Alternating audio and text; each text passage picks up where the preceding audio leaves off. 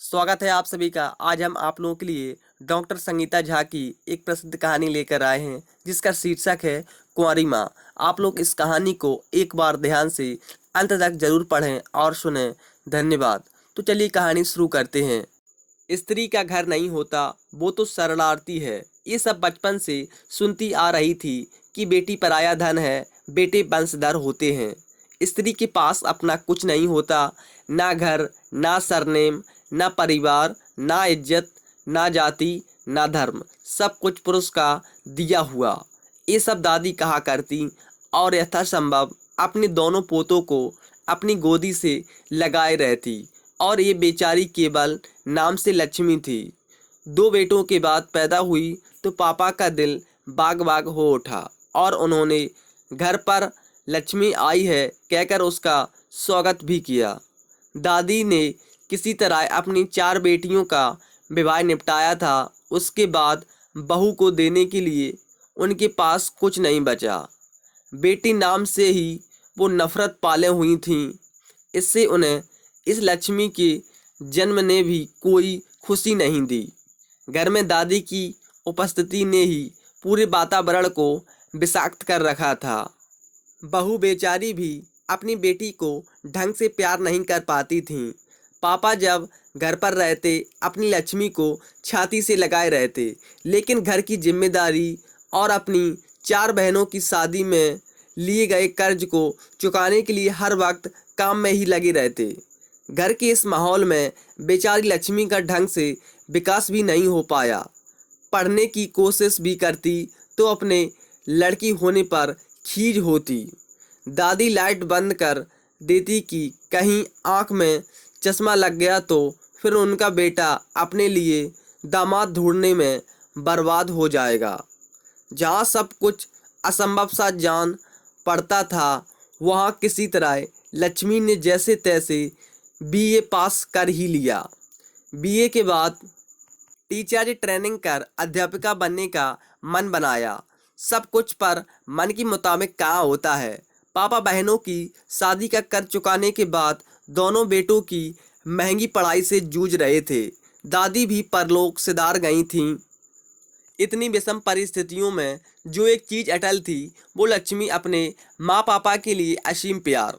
भाइयों की पढ़ाई और महंगी फीस ने पापा को लगभग खोखला कर दिया। दादी तो बेटों के मन में जहर के बीज वो परलोक सिधार गईं। दोनों भाई गरीब बाप के लाड़ साहेब थे। जब परेशानियों को आना होता है तो एक साथ ही आती हैं, सबको चरचरा देती हैं। ऐसा ही लक्ष्मी के साथ हुआ। माँ को ब्रेस्ट कैंसर हुआ और घर में ऑपरेशन के पैसे नहीं। आए भी तो कहाँ से। डॉक्टर का कहना था जल्दी से ऑपरेशन नहीं कराया तो जान से भी हाथ धोना पड़ेगा। खाली बीए पास को नौकरी भी कौन देता है। कई दिनों तक सारे इश्तिहार खंगालती रही। फिर लास्ट में एक खतरनाक इश्तिहार पर नज़र अटक गई। वो इश्तिहार लक्ष्मी के लिए नहीं, उसकी कोख के लिए था तो इंग्लिश में, पर उसका रूपांतर कुछ इस तरह था। ज़रूरत है एक महिला की जो सरोगेसी यानी कि कोख उधार देने के लिए तैयार हो। महिला की उम्र 25 से 30 के बीच हो।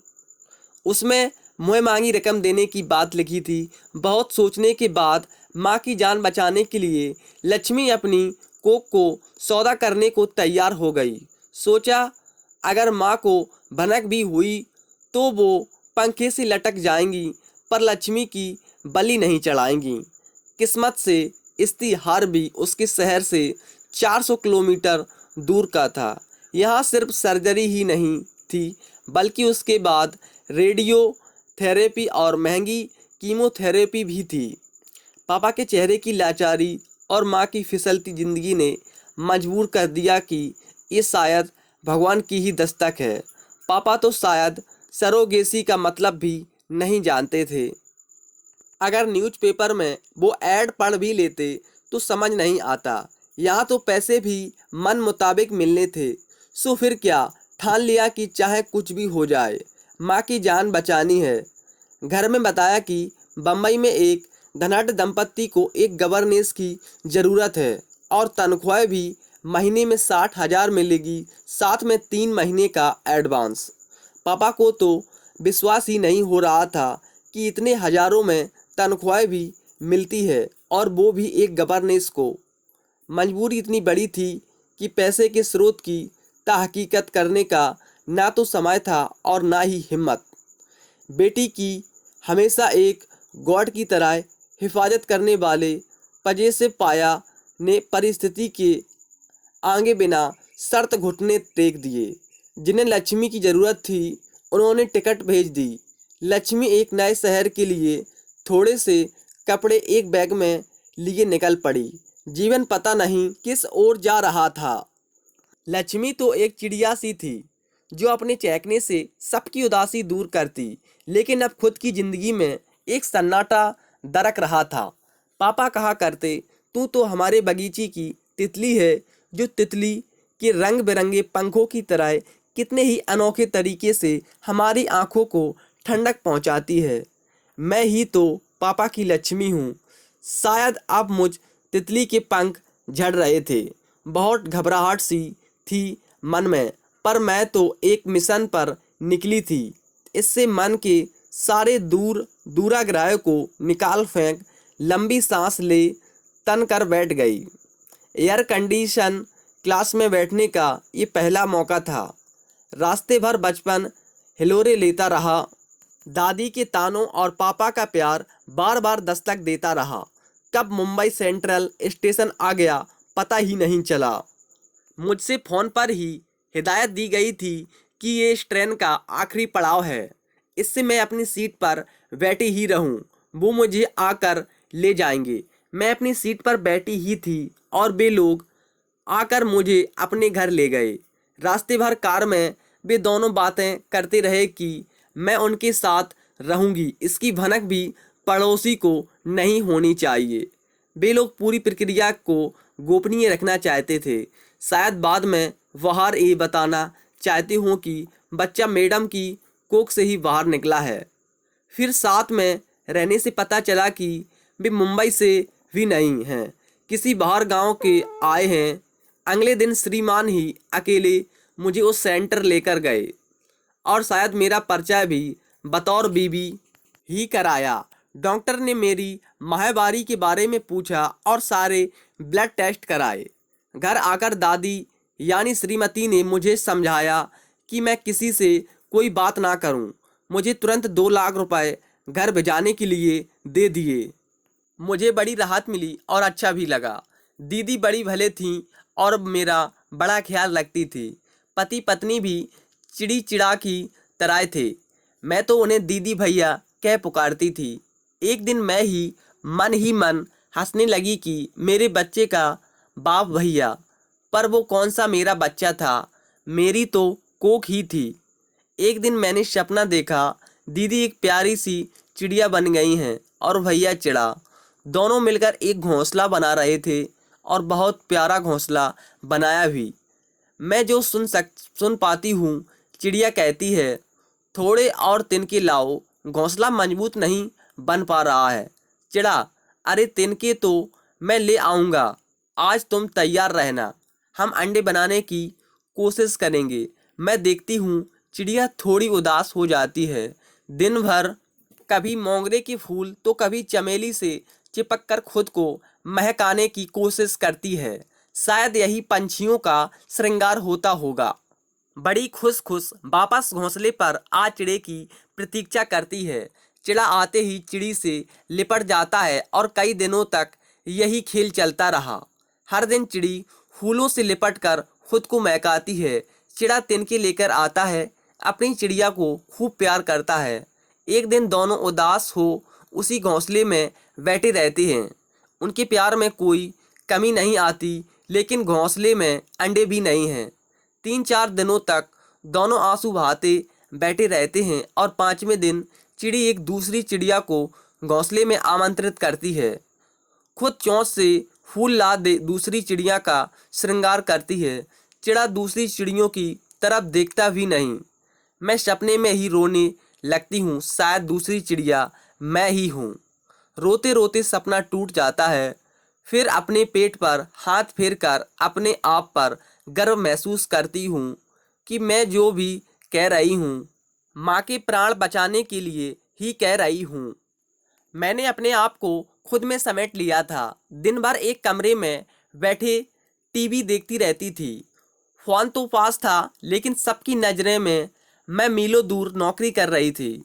ये तो वो लोग भी जानते थे कि लाख रुपए की नौकरी करने वाले को फ़ोन का वक्त भी कहाँ मिलता है। दीदी और भैया ठीक मेरे सपनों की तरह चिड़ाचिड़ी थे। उनका प्यार देख मुझे दुख भी होता था कि क्यों ईश्वर ने उन्हें ये मजबूरी दी। भगवान किसी का तो फिर उसे किसी दूसरे दुखियारे की झोली में डाल देता। शायद माँ का इलाज हो ही नहीं पाता यदि उन बेचारों की ये मजबूरी ना होती। मेरा और पापा का रिश्ता हमेशा संगीत की तरह क्षम था। कभी कोलाहल हमारे बीच सेंध ही नहीं मार पाया। अब बार बार बस पापा को धोखा देने का ही मलाल था। लेकिन मजबूरी अपनी जगह थी। धोखा देने के पीछे की भावना तो समर्पण थी, एक बेटी लाचार माँ के लिए। मैंने उन्हें पूजा करते भी नहीं देखा। और तो और मुझे उनके असली नाम भी नहीं मालूम थे। साहेब दीदी को पारू और दीदी उन्हें कभी जानू तो कभी जान कह के पुकारती थीं। एक बार मैंने उनसे बात करने की कोशिश की तो दीदी ने बड़े प्यार से समझाया कि इसमें मेरी ही भलाई है कि मैं कुछ ना जानूं, सिर्फ पैसे से ही मतलब रखूं। मैंने भी सोचा कि सचमुच इसमें ही मेरी भलाई है। वे लोग अच्छे लोग थे। वो मेरी पहचान को छुपाए रखना चाहते थे। पैसे वाले लोग थे। इससे बम्बई शहर में रहने में कोई भी दिक्कत नहीं थी। आखिर वो दिन आ ही गया जिस दिन का उन्हें बेसब्री से इंतज़ार था। मुझे फर्टिलिटी सेंटर जाना था। वहाँ मुझे उन महाशय के शुक्राणु इंजेक्ट करवाए जाने थे। शुक्राणु के नाम से ही बहुत सारी कल्पनाएं जेहन में दौड़ने लगीं। बायोलॉजी में पढ़ा था कि ओवन तो स्त्री के गर्भाशय में एक ही होता है, पर पुरुष के वीर्य में शुक्राणु लाखों की संख्या में होते हैं। मतलब कुल मिलाकर विधाता ने गजब का स्वयंवर रचा है।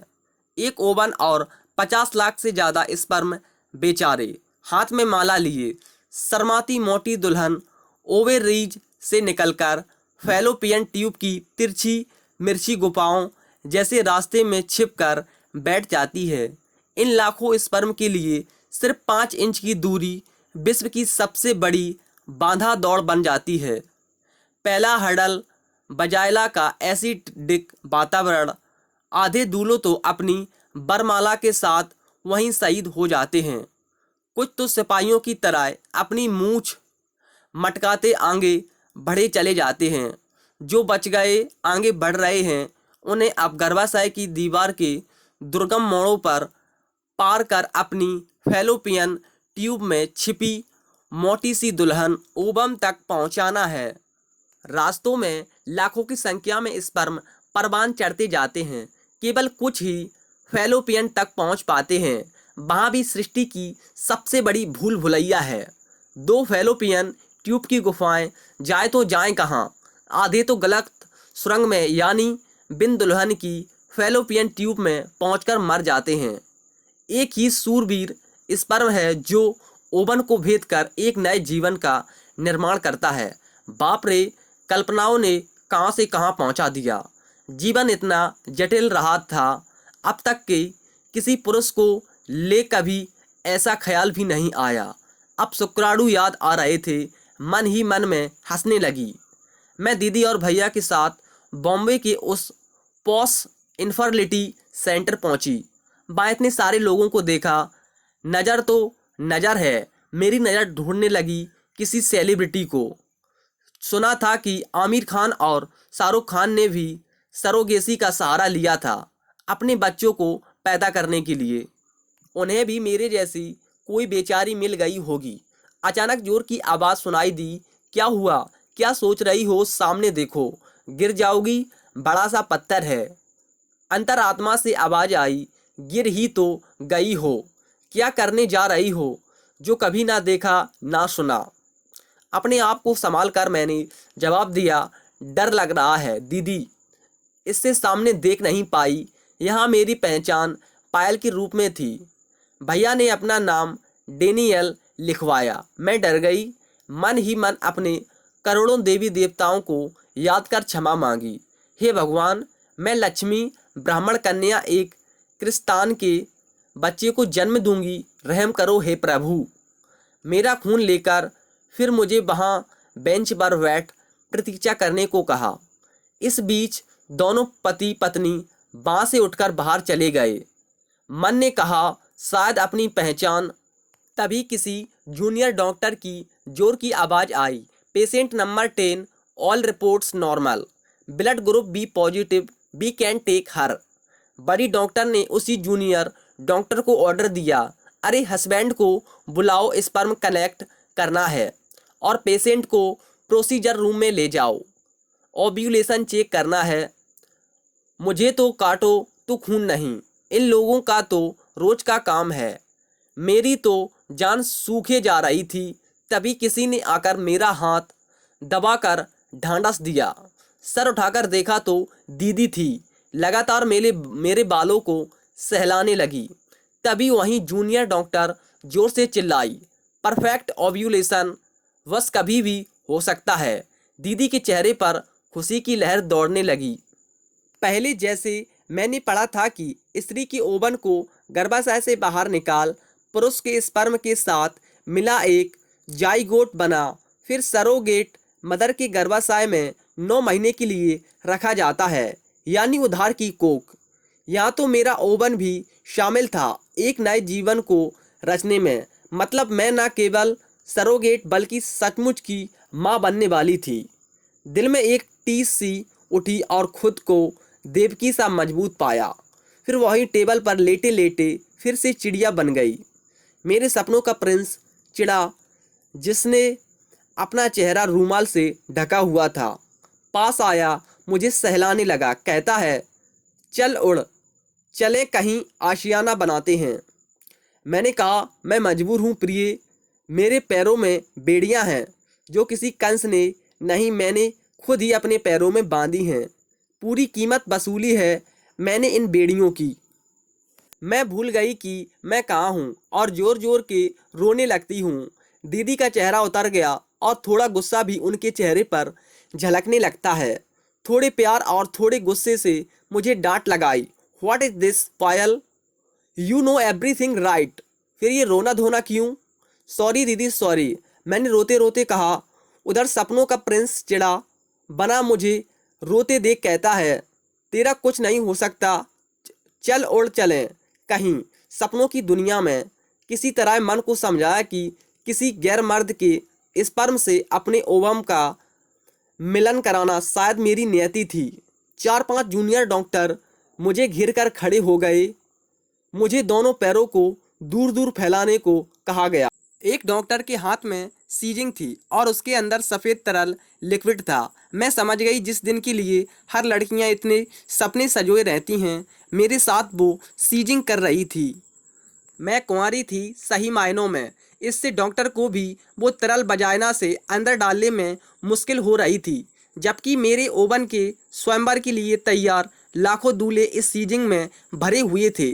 जूनियर डॉक्टर झुंझलाकर बोलती है, it is very tight, I am not able to push it inside. Senior doctor चिल्लाई, अप्लाई फोर्स। जब जूनियर डॉक्टर से हुआ नहीं तो सीनियर ने कमान अपने हाथ में ले ली। दीदी ने धीरे से उनके कान में कुछ कहा। अब उन्होंने जूनियर डॉक्टर से डायलेटर वजाइना का छेद बड़ा करने का औजार लाने को कहा। मैं तो डरी हुई थी। दीदी मेरा हाथ पकड़े बार बार रिलैक्स रिलैक्स बोलते जा रही थी। डॉक्टर ने जैसे ही डायलेटर एक तरल पदार्थ में लपेटकर अंदर डाला, मैं जोर से चिल्लाई। दीदी और डॉक्टर ने मेरा हाथ पकड़कर मुझे ढांढस दिया और मुझसे बातें करते हुए ही सारी प्रक्रिया पूरी हुई। मुझे थोड़े देर वहाँ लेटे रहने का आदेश मिला हुआ था। मैं फिर अपनी दुनिया में अपने चिड़े के पास पहुँच गई। सारा अतीत ताश के पत्तों की तरह दिमाग में फैंटने लगा। दुनिया कहाँ से कहाँ पहुँच गई। विज्ञान ने हमारी अनुभूतियों को पूरी तरह ख़त्म कर दिया। कब ओवन और स्पर्म का मिलन हो एक नई जिंदगी का जन्म होता है, इसका पता तो माँ को कभी चलता ही नहीं।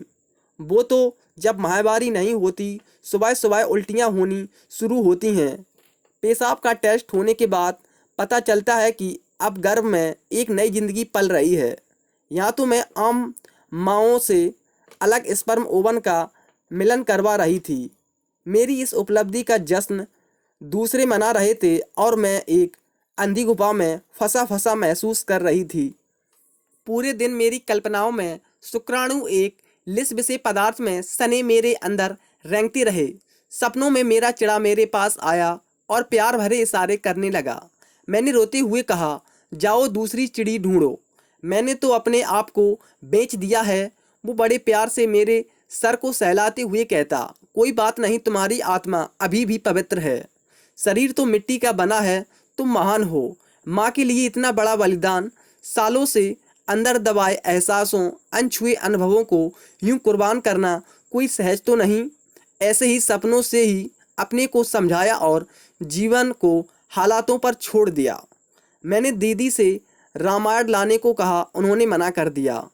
अब तो मुझे पक्का विश्वास हो चला था कि ये लोग ईसाई ही हैं।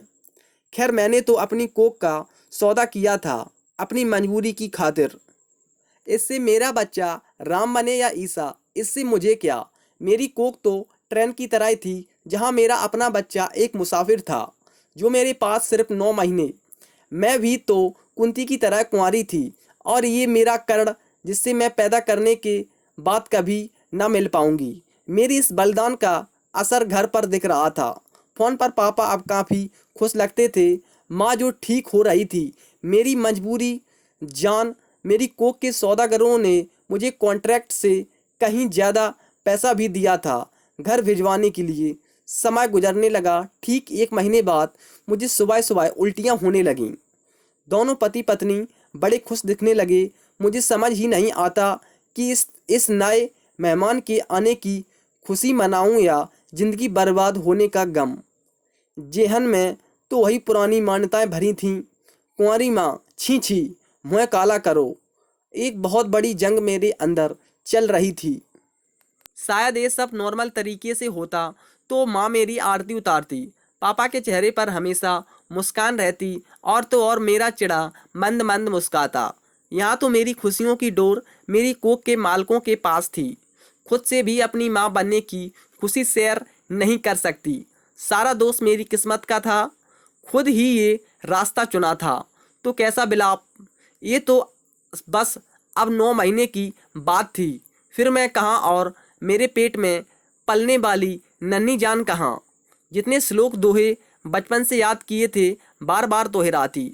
बार बार लगता मेरा भी कोई अर्जुन आता और मुझे चक्रव्यूह भेदने की तरकीब बताता और मैं भी एक वीर बालक अभिमन्यु को जन्म देती। लेकिन यहाँ तो एक माइकल या जॉन को जन्म लेना था। जिंदगी भी कैसे कैसे रंग दिखाती है, ऐसी कल्पना तो मैंने बुरे से बुरे सपने में भी नहीं की थी। धीरे धीरे दिन बीत रहे थे। उसकी खुशी मुझे बच्चे के मालकों के चेहरों पर दिख रही थी। मेरी खाने और दवाइयों का बड़ा ध्यान रखा जाता। रोज मैं ईसा मसीह की परेशानियों और मदर मेरी माँ की कहानियाँ टीवी पर देखती। साथ वो लोग भी बैठते और न जाने बाइबल की कौन कौन सी प्रेयर करते। मैं भी अच्छी अच्छी बातों की जुगाली मन ही मन करती जो बचपन में पढ़ाई गई थी। ईश्वर एक है, सभी धर्म ईश्वर तक पहुंचने के रास्ते हैं। बार बार मन में दोहराती। हिंदू मुस्लिम सिख ईसाई आपस में सब भाई भाई। चेहरे पर अब नूर भी आ गया था। पेट थोड़ा बाहर भी आने लगा था। दीदी हर 15 दिन में मुझे चेकअप के लिए डॉक्टर के पास ले जाती। अल्ट्रासाउंड मशीन में बच्चे की छोटी छोटी अंगुलियां मुझे दिखाई जाती।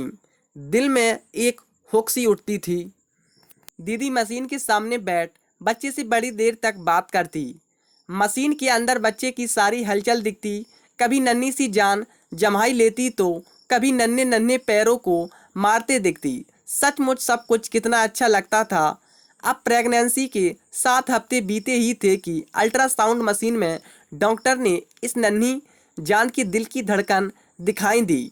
डॉक्टर ने आला मेरे कान में रख मुझे बच्चे के दिल की धड़कन सुनाई। मन तो बल्लियों उछलने लगा, लेकिन तभी दीदी ने तुरंत आला मेरे कानों से हटा, तुरंत अपने कानों में लगा लिया और गुनगुनाने लगी। डॉक्टर ने कहा, what is this? Doctor, child is mine. इसे क्यों सुनवा रही है? ये बच्चे की धड़कन। मैं बहुत मायूस हो गई। वो तो मैं एक पढ़ी लिखी कुंवारी सरोगेट माँ थी। आमतौर पर सरोगेसी के लिए हालात की मारी गरीब अनपढ़ औरतें ही तैयार होती हैं। उन्हें बच्चे से कोई सरोकार होता ही नहीं, मतलब सिर्फ पैसों से होता है, और किसी तरह वो 9 महीने काट वापस अपनी दुनिया में चली जाती हैं। मैं बार बार पेट पर हाथ रख कोशिश करती कि मुझे भी बच्चे के दिल की धड़कन सुनाई दे, पर सब बेकार। फिर भी ऐसा लगता ही था कि एक नन्ही जान अंदर पल रही है। पता नहीं मैं कैसे पापा माँ सब भूलते जा रही थी। याद था तो सिर्फ कि एक नन्ही जान मुझ में पल रही है।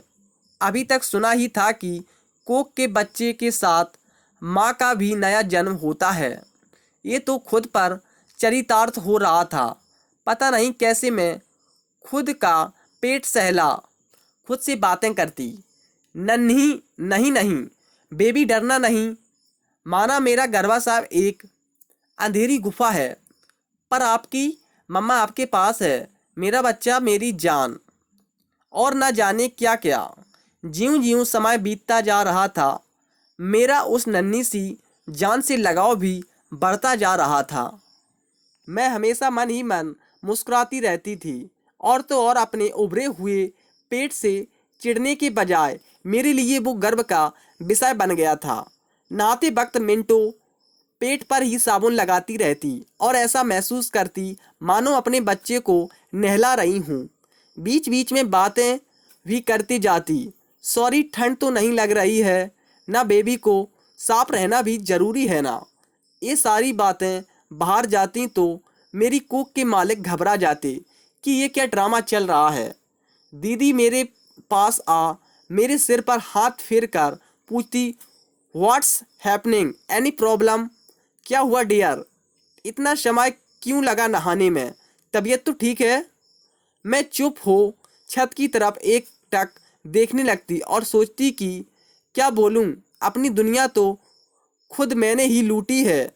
और कोई काम कर लेती, लेकिन किस काम में इतने पैसे मिलते कि माँ की जान बचाई जा सकती? इतना पैसा तो जिस्म बेचकर भी नहीं कमाया जा सकता था। आज मैं अपनी जन्नी की जान बचा रही थी, और मेरी कोख में पल रही ये नन्ही जान कभी जान भी नहीं पाएगी कि उसकी असली जन्नी मैं हूँ। रोज़ सपने में कोई मुझे माँ कह पुकारता और मैं झट से उठ पुकारने वालों को ढूंढती। फिर निराश हो लेट जाती तो समझ आता कि ये आवाज़ तो मेरे अंदर से आ रही है।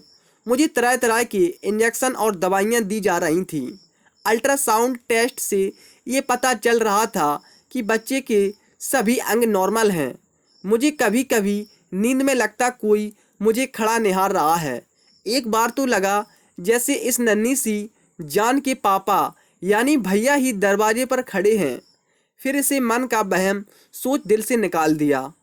कुछ दिनों से मैं महसूस कर रही थी कि दीदी काफ़ी चुप चुप सी रहती थीं, और मेरे पेट को छू बातें करना भी उन्होंने कम कर दिया था। भैया जरूर आसपास चक्कर पहले से ज़्यादा काटते थे और अक्सर मेरी तबीयत पूछ लिया करते थे। मैं बड़े पेशो पेश में थी कि दीदी को क्या हो रहा है। एक रात बड़े जोर के चिल्लाने और रोने की आवाज़ सुन मैं उठ गई और उनके कमरे की तरफ गई तो पाया लाल लाल आंखें किए भैया जोर जोर से दीदी पर चिल्लाए जा रहे थे और दीदी रोए जा रही थी। मैं तो डर गई थी जब दीदी ने कहा, इसका क्या फॉल्ट है? ये तो इनोसेंट है, प्लीज़ इसका तो ध्यान रखें। मैं तो ऊपर से जैसे नीचे गिर गई। समझ ही नहीं आ रहा था कि क्या चल रहा है। धीरे से दीदी ने मेरा कंधा धपधपाया और कहा, you need rest, go and sleep, कल सुबह हम बात करते हैं। मुझे तो समझ ही नहीं आ रहा था कि इस चिड़ा चिड़ी के जैसे जोड़े के बीच ऐसा क्या घटा कि चिड़ी रोए जा रही है और चिड़ा उसे लाल लाल आंखें दिखाए जा रहा है। सुबह मेरे कमरे में नौकरानी के साथ भैया आए।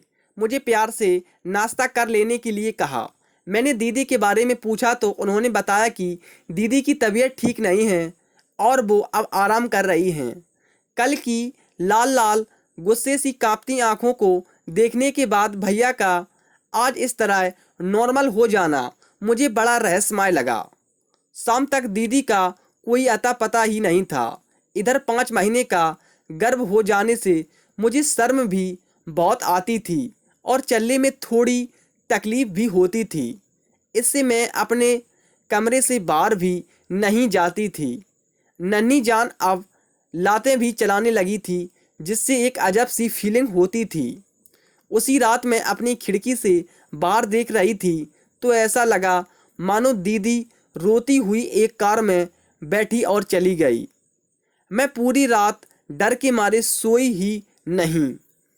दूसरे दिन भी भैया ही कमरे में आए और मुझे डॉक्टर के पास चेकअप करने के लिए कहा। डॉक्टर ने पूरा चेकअप किया और सब कुछ ठीक बताया। मुझे बाहर भेज भैया डॉक्टर से कुछ डिस्कस करने लगे। मैं जो सुन पाई वो कुछ इस तरह था कि अब अबॉर्शन नहीं हो सकता, पेट काटकर ही बच्चे को बाहर निकाला जा सकता है। इस पूरी प्रक्रिया में माँ और बच्चे दोनों की जान को खतरा है। मुझ पर तो जैसे गाज ही गिर गई। मुझे तो समझ ही नहीं आ रहा था कि मेरे साथ हो क्या रहा है। घर आने पर भैया ने अपने पास मुझे बैठाकर जो कहा उसे सुन तो मेरे पैरों तले जमीन खिसक गई। उन्होंने बताया कि उनका और दीदी का अब एक साथ रहना संभव ही नहीं। इससे उन्होंने तलाक लेने का फैसला लिया है। दीदी कल रात ही अपने भाई के साथ अपने घर चले गई। भैया बोलते जा रहे थे कि हमारी शादी को 7 साल हो गए थे। बच्चे की जिद भी दीदी की थी। उन्होंने दीदी को बहुत समझाने की कोशिश भी की। भैया ने मेरे सामने 2 विकल्प रखे। चूँकि मेरी कोख में पल रही संतान उनकी है, इससे मैं उनके साथ बच्चे के जन्म तक रह सकती हूँ और चाहे तो इससे छुटकारा भी पा सकती हूँ। पर उन्हें अपने बच्चे की माँ को खुद के साथ ज़िंदगी भर रखने में भी कोई ऐतराज़ नहीं है। निर्णय मुझे ही लेना है। मुझे तो जैसे काटो तो खून नहीं। हे ईश्वर, तू कैसा इम्तिहान ले रहा है। क्या करूं, कहाँ जाऊं। मेरे पास ना कोई नौकरी थी, ना कोई पैसा था। भैया का साथ छोड़ना यानी दर दर भटकना और पेट में पल रही नन्ही जान जो मेरी भी थी की हत्या जघन्य अपराध कैसे कर सकती थी। भैया अगर मुझे पैसे भी दे देते तो भी अकेले मैं कुछ नहीं कर सकती थी। मेरे पास अब भैया बनाम सैया के साथ जाने के अलावा कोई विकल्प नहीं था। अब मुझे अपनी नहीं, अपनी कोख में पल रही इस नन्ही जान की परवाह थी। बड़ी देर तक पेशोपस में रही, तभी थोड़ी देर आंख बंद कर कल्पना की कि मैं अपने घर पहुंच गई। मुझे सबसे ज़्यादा लाड़ करने वाले पापा ज़ोर ज़ोर से चिल्लाने लगे, किसके साथ मुँह काला किया, शर्म आ रही है मुझे तुम्हें बेटी कहते हुए। क्या मुँह दिखाएंगे हम दुनिया को। लोग हमारे यहाँ पानी भी नहीं पिएंगे। कुछ तो ख्याल किया होता परिवार की इज्जत का। ना कोई शर्म, ना कोई लिहाज। छी छी। माँ अलग चिल्लाने लगी, इससे तो मैं मर ही जाती। कम से कम हमसे पूछा तो होता। जीते जी मार डाला तुमने हम सबको। जब मेरी नज़रों से दूर जा, तेरा चेहरा भी नहीं देखना मुझे। बाप रे, मैं तो सब सोच कर ही मरी जा रही थी। मैं अभी अपने मेडिटेशन से उभरी भी नहीं थी कि सो कॉल्ड भैया मेरे भैया आवाज़ लगाने लगे, जल्दी सोचो और अच्छी तरह से सोचो, मुझे भी घर लौटना है। मैंने मन ही मन सोचा कि अगर अच्छी तरह पहले सोचती तो कभी ये सरोगेसी वाला निर्णय तो कभी नहीं लेती। आज ज़िंदगी ने ऐसे रास्ते पर लाकर खड़ा कर रखा था जिसकी कोई दूसरी राय ही ना थी सिवाय कोख में पल रहे बच्चे के पिता के साथ जाने के। कहाँ दिल में माधव या माधवी को जन्म देने की तमन्ना थी। अब सारी जिंदगी पीटर या मारिया की मां के नाम से जानी जाऊंगी। उम्मीद करता हूं दोस्तों आपको यह कहानी अच्छी लगी होगी। अगर कहानी अच्छी लगी हो तो अपने जानकारों और दोस्तों में ज़रूर शेयर करें। धन्यवाद। और वीडियो को लाइक और चैनल को सब्सक्राइब ज़रूर कर लें।